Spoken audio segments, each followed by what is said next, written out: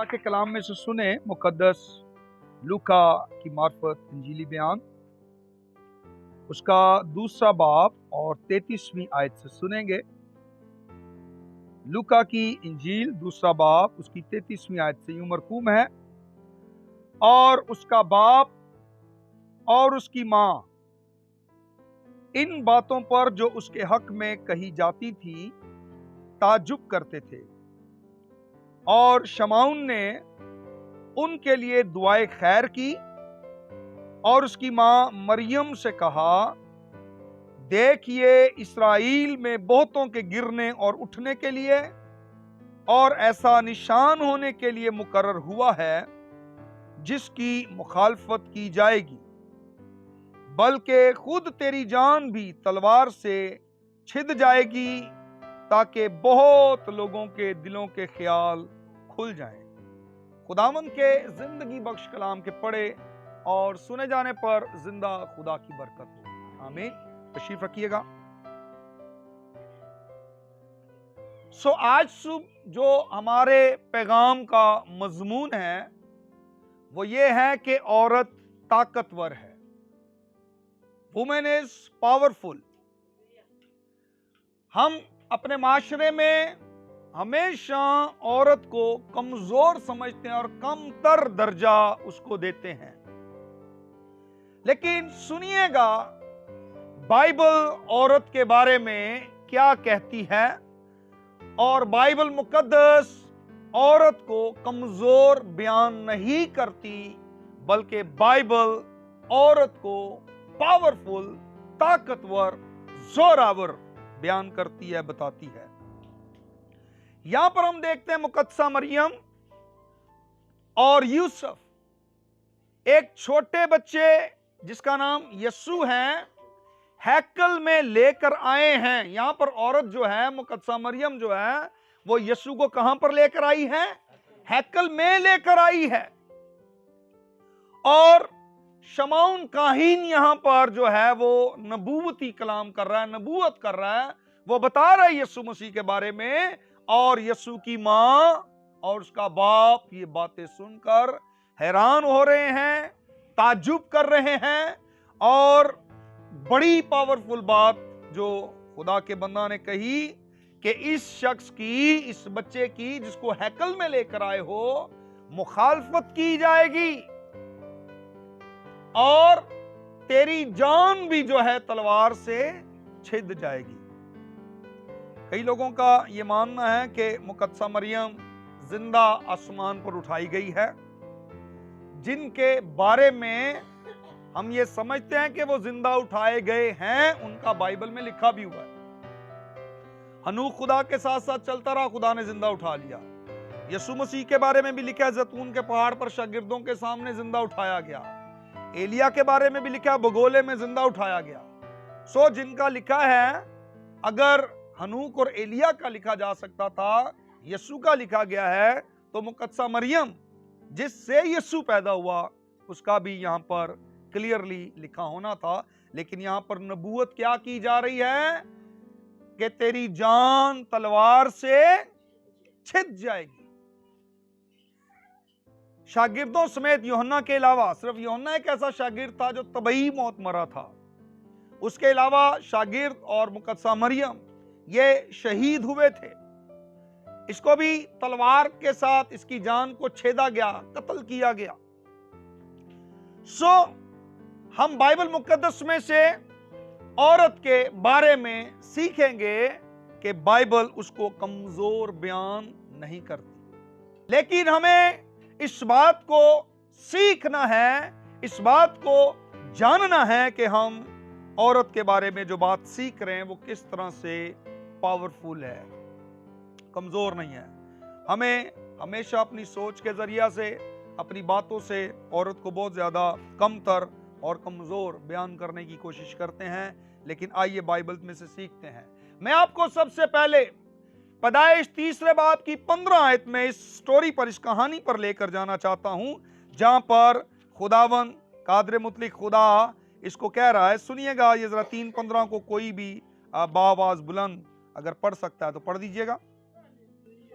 तेरे और औरत के दरमियान और तेरी नस्ल और औरत की नस्ल के दरमियान अदावत डालूंगा। बहुत शुक्रिया, बड़ी खूबसूरत बात है।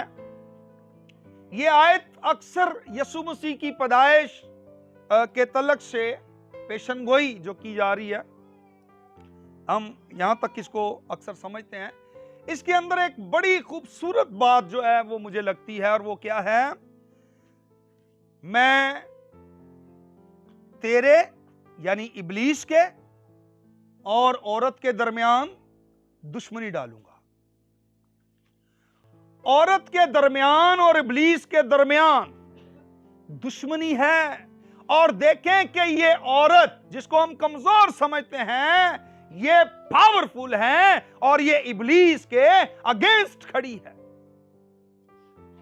आदम इधर उसके खिलाफ नहीं खड़ा। कौन खड़ी है? औरत, हवा। इब्लीस के मध्य मुकाबिल, अगेंस्ट, अपोजिशन में शैतान इसके खड़ा हुआ है, इब्लीस खड़ा हुआ है। और ये वो है जो अदन में पहुंचा है ताकि आदम और हवा को उस जलाल से, आराम की जगह से, उस खुशहाली से उनको बदहाली की तरफ ले आए। और औरत यानी हवा वो औरत है जो मशरिक में यानी मशरिक के अदन की तरफ जो है ये पैदा हुई है। और ये फरात की तरफ ठंडी जगह में रहती थी। और इब्लीस इसके पास एक छोटे सांप के जरिए पहुंचा और वो उसके साथ कन्वर्सेशन कर रहा है, बातचीत कर रहा है, और बात इनके दरमियान चल रही है। और बात देखें दुश्मनी की है। वो इसके अगेंस्ट खड़ा, इसकी ऑपोजिशन में खड़ा हुआ है और इसके साथ बातें कर रहा है। और हवा ने बहुत बड़ी गड़बड़ कर दी। और नतीजा क्या निकला है कि इनको अदन से बाहर होना पड़ा। और वो यही चाहता है कि ये अदन से गेट आउट हो जाए, ये बाहर निकल जाए। वो इनको वहां से निकाल देना चाहता था। और खुदा ये कह रहा है, मैं तेरी नस्ल और औरत की नस्ल के दरमियान, तेरे दरमियान और औरत के दरमियान अदावत यानी दुश्मनी डालूंगा। और बड़ी पावरफुल बात है। औरतें इस बात को याद रखें, जो समझदार औरतें हैं, जो कलाम को समझती हैं, वो ये बात याद रखें कि 24 आवर्स, 24 घंटे, जब तक आपकी जिंदगी है, जब तक आप इस दुनिया में हैं, आपका दुश्मन हर रोज, हर मोड़ पर, हर लम्हा आपके सामने खड़ा है। मजे की बात यह है कि आपका जो दुश्मन है, औरत का जो दुश्मन है, हर रोज उसकी कांपे टांगती रहती है।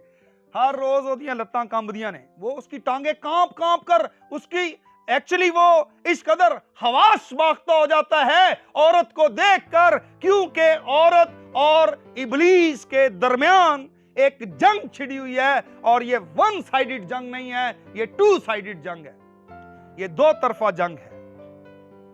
और उसको पता है कि औरत जंग के लिए हमेशा कमर बस्ता है, ये हर वक्त तैयार है। और औरत को इस जमीन पर इस जंग को खत्म करके जाना है। औरत ने फिनिश करनी है इस जंग को। देखें वुमेन के बारे में, औरत के बारे में, जिसको हम बड़ा वीक, बड़ा कमजोर समझते हैं, औरत बड़ी दिलेर है, औरत बड़ी पावरफुल है। और इसको पावरफुल खुदा ने बनाया है, ये कमजोर नहीं है। और देखें यहां पर जब खुदा ने इब्लीस और हवा के दरमियान अदावत को पैदा किया है, अब जंग स्टार्ट हो गई है, जंग बर्पा हो गई है, तो ये दुश्मन हर रोज चौकन्ना है। ये जब औरत को देखता है ये परेशान हो जाता है और इसकी टांगे कांपती हैं। जब औरत जमीन पर चलती है, कदम रखती है, तो ये डरता है, थरथराता है, क्योंकि इसको पता है कि इस जंग में ये जीत नहीं सकता। इस जंग में किसने जीतना है? खुदा ने पहले फैसला कर दिया है। किसने जीतना है इस जंग में? औरत ने इस जंग को जीतना है। इब्लीस को मालूम है कि ये जीतेगी। और खुदावंद ने ये तय कर दिया, ये प्लान कर दिया है, ये प्लान है कि औरत जो है वो इस जंग में फतहमंद होगी। इब्लीस कल भी हारा था, इब्लीस आज भी हारा है और इब्लीस कल भी हारेगा। ये हारा ही रहेगा और हमेशा औरत जो है वो जीतेगी, क्योंकि औरत की इब्लीस के साथ दुश्मनी है। ये बड़ी प्यारी बात मुझे लगती है कि ये हर वक्त हर रोज ऑपोजिशन में खड़ी है। वो किसी को भेजता है, इसको डिसअपॉइंट करता है, तू औरत है, तू कमजोर है, तेरे औलाद नहीं हो सकती, तेरा ये नहीं, तेरा तू बिजनेस नहीं कर सकती, तू फलां काम में भी फेल है, तू अज़दवाजी जिंदगी में भी फेल है, तू खानदानी लाइफ में फेल है। हर तरीके से ये उसको ऐसे मैसेजेस सेंड करता है, इस तरीके से ज़हन को कैप्चर करने की कोशिश करता है। हर रोज उसको ये एहसास दिलाता है कि तू कमजोर है, लेकिन वो जानता है कि ये कमजोर नहीं है। औरत हर रोज फाइट करती है और जीत जाती है। इब्लीस हर रोज प्लानिंग करता है, हर रोज मंसूबे बनाता है कि मैं औरत को कैसे शिकस्त दूं। देखिए, इसने सुन ली है ये बात, इब्लीस ने सुनी है ये बात। इब्लीस से खुदा कह रहा है तेरे दरमियान और औरत के दरमियान, तेरी नस्ल योर सीड और औरत की नस्ल वुमेन सीड, मैं अदावत डालूंगा, दुश्मनी डालूंगा। ये एनिमी है और देखें उसके एनिमी की हमेशा जो है, जो औरत चूंकि इब्लीस की दुश्मन है, जब ये चलती है, जब ये जमीन पर कदम रखती है, इब्लीस के कान खड़े हो जाते हैं। वो उसके कदमों की आहट को, उसके कदमों की धमक को, वाइब्रेशन को फील करता है कि मेरी दुश्मन है आ रही है। ओनू अपनी पै जाती है और वो परेशान होता है। लोग इब्लीस से डरते हैं, इब्लीस औरत से डर रहा है। उसको मालूम है कि औरत की मेरे साथ बड़ी पक्की दुश्मनी है, क्योंकि ये छोटे सांप में होकर उस तक गया था, ये बातें यही कर रहा था, ये उसके साथ बात गुफ्तगू कर रहा, उसको इसने गुमराह किया है, इसने बहकाया उसको, और एक बहुत बड़ी गड़बड़ जो है इसने हवा के जरिए अदन में की है। अब ये भुगत रहा है आज तक, और इसकी नजर अब किस चीज पर है? तेरी नस्ल और औरत की नस्ल। मुझे कभी वक्त मिला तो मैं जरूर आपको जो है इसकी इब्लीस की जो नस्ल है, शैतान की जो नस्ल है, इसके बारे में बताऊंगा, लेकिन आज मैं आपको औरत की नस्ल के बारे में बताऊंगा, वुमेन सीड। उसने इस बीज को अपने अंदर लिया है औरत ने, और जब औरत इस बीज को अपने अंदर लेगी या अपने अंदर लेती है, तो फिर ये बीज जो है, ये पावरफुल बीज जो है, ये आपकी जिंदगी के अंदर अपीयर होगा, नजर आएगा, और ये वो है जो उसके सर को कुचलने वाला है। ये वो है जिसने इब्लीस की खोपड़ी को कुचल दिया है। औरत के जरिया से अगर गुनाह आ गया है, अगर औरत के जरिया से हम अदन से निकले हैं बाहर, तो औरत ही है जो दोबारा इस इंसान को अबदियत के अंदर ले जाने का जरिया बनी है, जिसके वसीला से खुदावन यसु मसीह जो है वो इस दुनिया में आया, यानी खुदा का कलाम मुजस्सम हुआ और जिस्मानी सूरत में वो जाहिर हुआ, और दुनिया में हम उस कलमे को, उस कलाम को जिस्म लेकर जिस्म में चलता हुआ देखते हैं। सो इब्लीस औरत से बहुत ज्यादा खौफजदा है। खुदा ने कहा था कि तेरी नस्ल और औरत की नस्ल में अदावत डालूंगा। अब तब से इसकी नजर जो है अपनी दुश्मन पर, औरत पर है। उसके बेटा हुआ काइन और हाबिल। अब इसकी नजर उसके ऊपर है कि मेरी ये दुश्मन तो है ही, लेकिन खुदा ने यह भी कहा था कि इसकी नस्ल और तेरी नस्ल में अदावत डालूंगा। अब वो देख रहा है, दोनों भाई कुर्बानी लाए। काइन ने कुर्बानी दी, और मुझे नहीं पता उस वक्त वहां क्या हुआ, लेकिन मेरा ख्याल है शायद उसके कुर्बानी का धुआं जमीन पर ही कहीं फैल गया, या वहां पर उसकी कुर्बानी का कोई धुआं काला होगा, या जो भी वहां पर सिनेरियो था, मैं नहीं था वहां, मुझे नहीं पता। और वहां पर कुछ इस तरह हुआ कि काइन को भी पता चल गया, हाबिल को भी पता चल गया कि काइन की कुर्बानी नामंजूर है, इसका हदिया खुदा ने कबूल नहीं किया। अब हाबिल भी कुर्बानी लाया है, मुझे नहीं पता उसका सफेद धुआं था, आसमान पर गया है, क्या हुआ, किस तरीके, क्या सिनेरियो था, मैं नहीं जानता। लेकिन हाबिल को भी पता चल गया, काइन को भी पता चल गया कि हाबिल की कुर्बानी मंजूर हो गई है। अब ये जो दुश्मन जो अपोजिशन में खड़ा है इब्लीस, ये देख रहा है और ये सोच रहा है, हो ना हो हाबिल ही वो है जो मेरे सर को कुचलेगा, क्योंकि खुदा ने कहा था कि मैं औरत की नस्ल में और तेरी नस्ल में अदावत डालूंगा, तो उसकी एड़ी पर काटेगा और वो तेरे सर को कुचलेगा। अब इसने क्या किया है, इसने उसके बेटे यानी आदम और हवा के बेटे हाबिल को काइन के हाथों कत्ल करवा दिया, मरवा दिया ने कहा मसला सही हो गया, मेरा दुश्मन खत्म हो गया।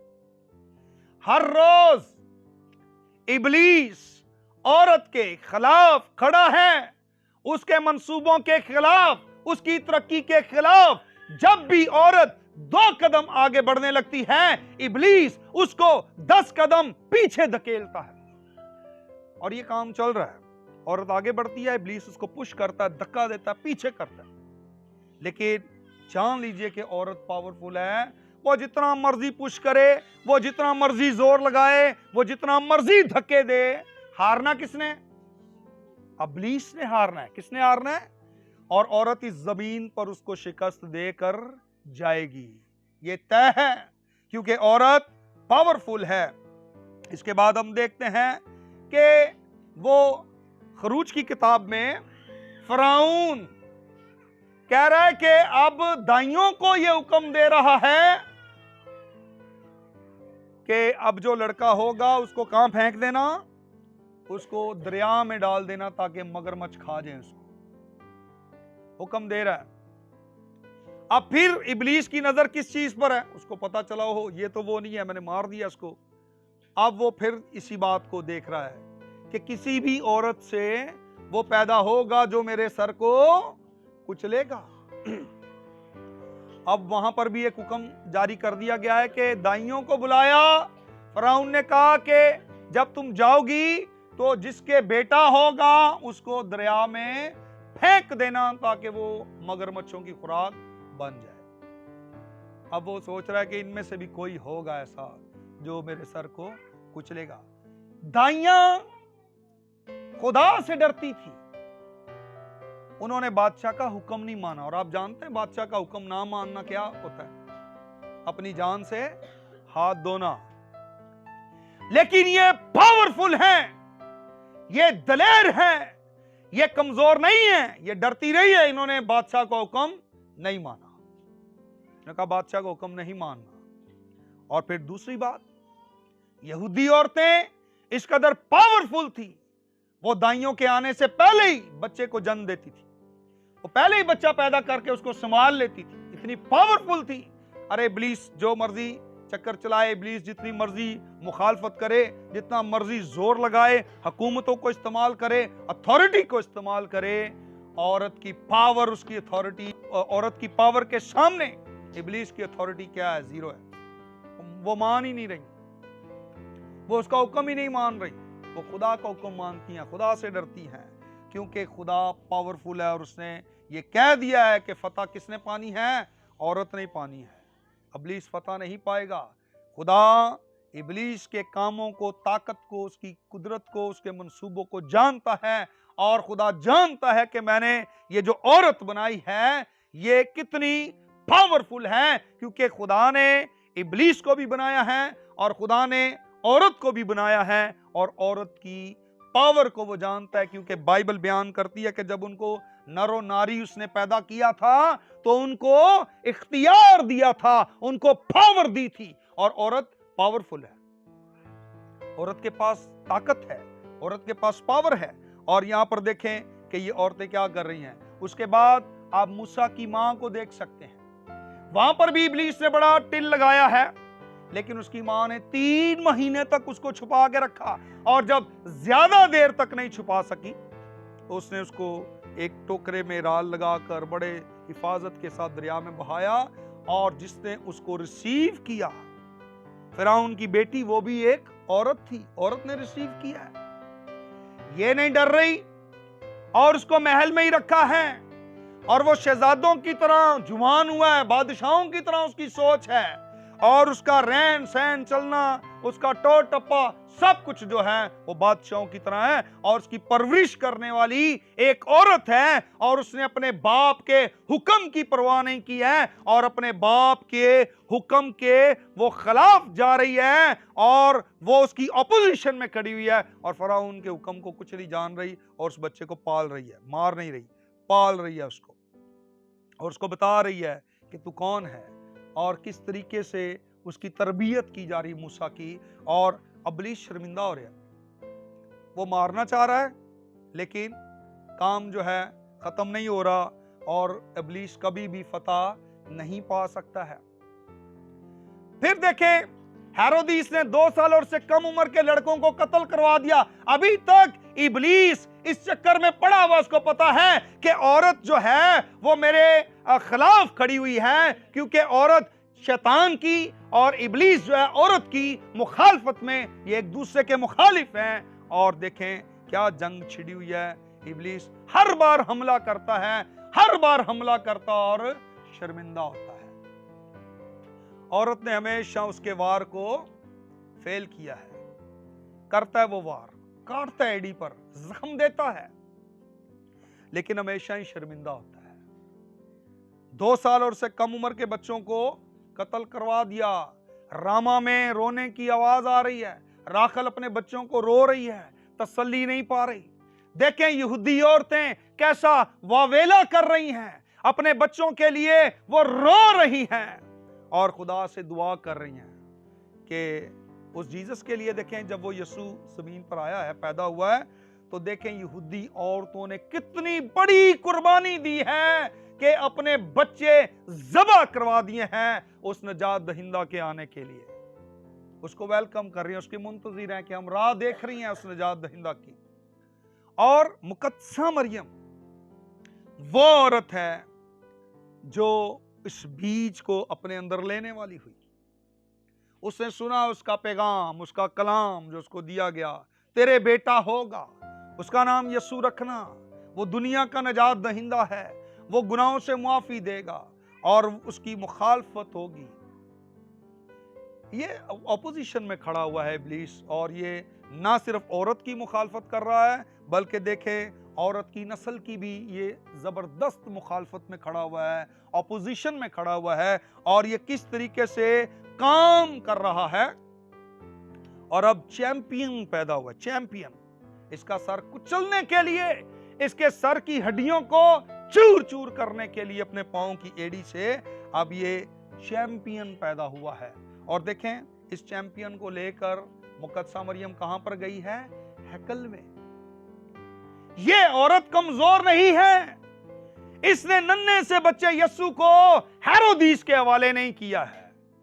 ये औरत उसकी ऑपोजिशन को, उसकी मुखालफत का डट कर मुकाबला कर रही है, ये तन कर खड़ी हुई है।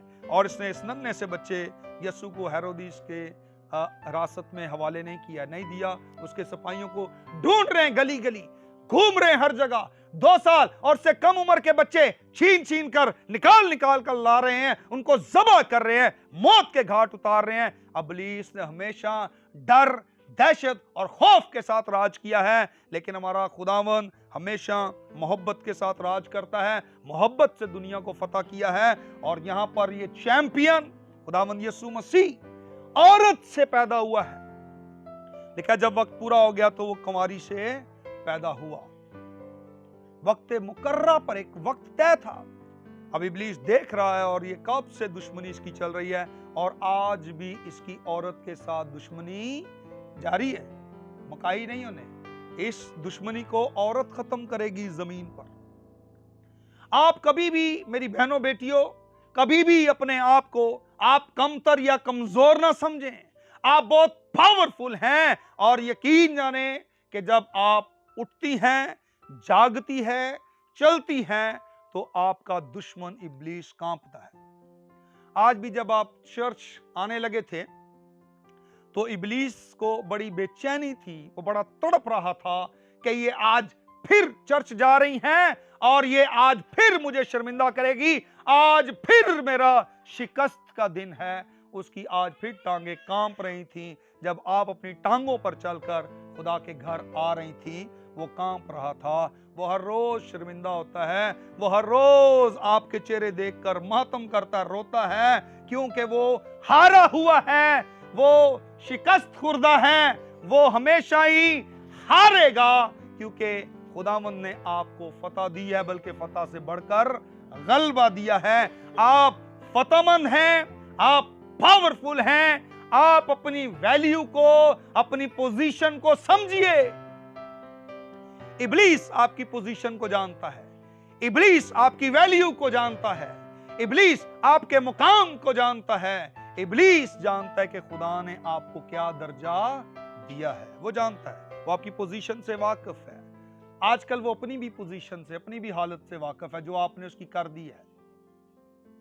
इबादत में आप सबसे ज्यादा होती हैं, गीत गाने में सबसे ऊंची आवाज आपकी होती है, खुदा के काम में सबसे आगे आप होती हैं, हदिये दायकियां देने में सबसे आगे आप होती हैं, खुदा के काम के लिए हर जगह पर दलेरी करने वाली, खड़े होने वाली आप होती हैं। वो हर जगह आपको देखता है, हर काम में आपको दलेर पाता है। वो सर पकड़कर बैठ जाता है, शर्मिंदा होता है, अपने बाल नोचता है, उसको अपने आप पर गुस्सा आता है, क्योंकि जीतने की बड़ी कोशिश करता है, लेकिन आप हर बार ही उसको हरा देती हैं। अपने लिए जोरदार तालियां बजाएं बहनों, आप भी बहनों के लिए जोरदार तालियां। हालेलुया। वुमेन पावरफुल है, औरत पावरफुल है, ताकतवर है। आज से आप इस बात को अपने दिलो दिमाग में बिठा लीजिए कि आप एक ताकतवर शख्सियत हैं। आपकी जो पोजीशन है बड़ी स्ट्रांग है, क्योंकि खुदा ने आपके बारे में कहा था। और ये कितनी खूबसूरत बात है कि खुदा इन दोनों के दरमियान इस जंग को स्टार्ट करने वाला है। तेरे दरमियान और औरत के दरमियान, दोनों के बिटवीन एक जंग छिड़ी, एक वॉर, जबरदस्त वॉर है। और देखें, औरत हमेशा ही जो है ना, वो बाजू अपने चढ़ा के ना, हमेशा ही वो कहती है देख लेती तुझे। हमें जो है इस बात को हमने अंडरस्टैंड किया है, समझा है, जाना इस बात को कि औरत हर रोज किस किस तरह, इतना टाइम नहीं वरना मैं मजीद आपको डिटेल बताऊं कि हर रोज औरत को किन किन चैलेंजेस का सामना है, कहां कहां पर इब्लीस किस किस के जरिया से उसको जो है वो डिवैल्यू करता है, किस तरीका से उसको डिसअपॉइंट करता है, कैसे उसको ये एहसास दिलाने की कोशिश करता है कि यू आर नथिंग, तू कुछ भी नहीं है, तू ऐਵੇਂ ही है। लेकिन औरत को हर बार ये बताना पड़ता है इब्लीस को, उसको ये प्रूव करना पड़ता है जब वो उसको शिकस्त देती है, जब वो उसको उसके वार का भरपूर जवाब देती है, और वो जब मुंह के बल गिरता है तो उसको पता चलता है कि मेरा ये मंसूबा भी नाकाम हो गया है, मैं अपने इस वार में भी बुरी तरह शर्मिंदा हुआ हूं। और हर रोज होता है, और औरत उसको हर रोज शर्मिंदा करती है। हालेलुया। आइए सरों को झुकाएंगे और जिंदा खुदा की शुक्रगुजारी करेंगे। Thank you Jesus. हालेलुया।